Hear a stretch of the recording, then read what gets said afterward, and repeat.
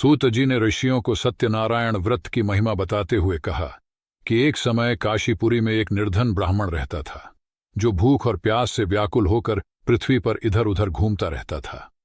भगवान विष्णु ने उस ब्राह्मण की दयनीय स्थिति को देखा और एक वृद्ध ब्राह्मण का रूप धारण कर उसके पास गए। उन्होंने प्रेम पूर्वक ब्राह्मण से उसके दुख का कारण पूछा।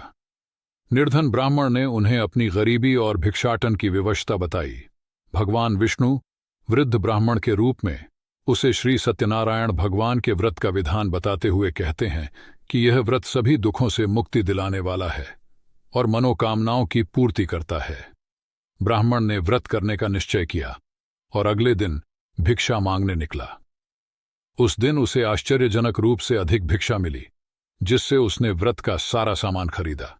उसने अपने परिवार के साथ मिलकर विधिपूर्वक श्री सत्यनारायण भगवान का पूजन किया। व्रत के प्रभाव से ब्राह्मण की दरिद्रता समाप्त हो गई और वह धन धान्य से संपन्न हो गया। उसने निश्चय किया कि वह हर मास यह व्रत करेगा। धीरे धीरे उसकी ख्याति बढ़ी और वह सभी सुखों का आनंद लेते हुए जीवन व्यतीत करने लगा। एक दिन जब ब्राह्मण व्रत कर रहा था, तब एक वृद्ध लकड़हारा वहां आया।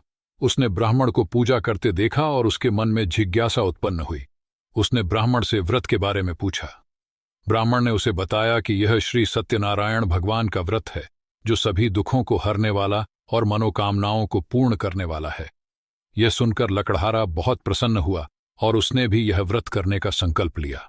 अगले दिन लकड़हारा लकड़ी बेचने गया और उसे आश्चर्यजनक रूप से अधिक धन प्राप्त हुआ।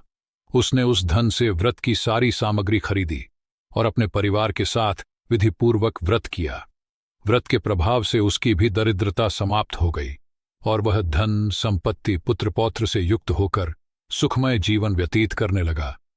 इस प्रकार जो भी व्यक्ति श्रद्धा और विधिपूर्वक सत्यनारायण भगवान का व्रत करता है, वह सभी पापों से मुक्त होकर मोक्ष प्राप्त करता है। यह व्रत संसार के सभी कष्टों को दूर करने वाला है और इसे करने से मनुष्य सभी सुखों का अनुभव करता है। इस कथा का सार यह है कि सत्यनारायण व्रत का पालन करने से जीवन की सभी बाधाएं दूर हो जाती हैं और व्यक्ति को न केवल सांसारिक सुख सुविधाएं प्राप्त होती हैं, बल्कि अंततः मोक्ष की प्राप्ति भी होती है।